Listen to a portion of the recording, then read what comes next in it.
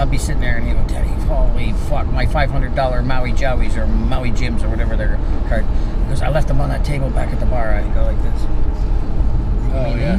And then one time he left another pack and I put them on and I walked into the bar. Oh. And they go, hey, nice shades. The person who was, nice sunglasses, Denny. I went, thanks. Really nice. I go, they should be. They're yours. He goes, what? You left them at the bar 2 days ago. Jeez. He goes, what?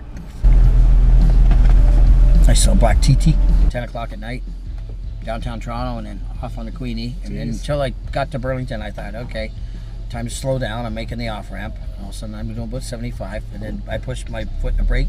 The pedal went right down. I pride myself on not wearing my brakes down. Right. Yeah. Between midnight and 5 and 6 in the morning, it's like, I love driving around downtown Toronto. When he didn't go to school, he was eating ice cream and playing his guitar and watching Star Trek. That was he danced on the piano to get the music teacher a rise out of. Oh God, he almost had a heart attack. The teacher came out and thought it was you. One day you'll be in prison. That's where you're destined for, prison. Yeah, Mike was the one.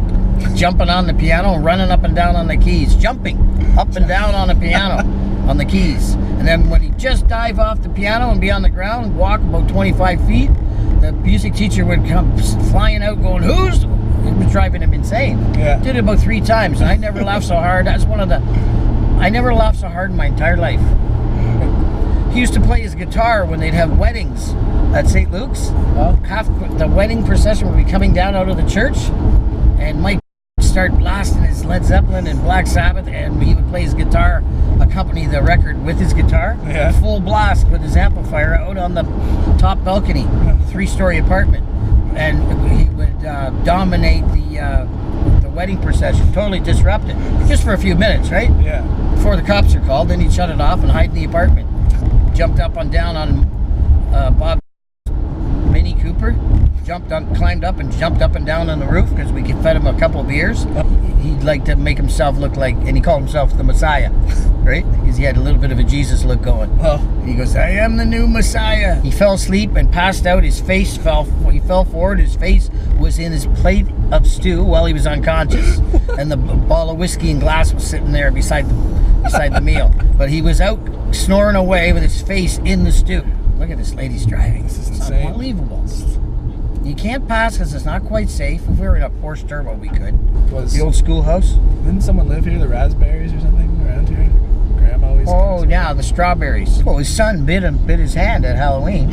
He says, Harris, let me take that little bit of candy while you get in the vehicle. Let me take that candy. And Harris goes, no. And Lee there was a tug of war, and then his son bit his hand. Unbelievable. That was the same day George nipped the ankles of the Oriental guy selling the shrimp.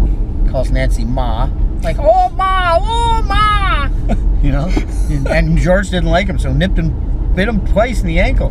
Looks like Uncle Fester from the Addams Family. Oh Ma, you look good, Ma.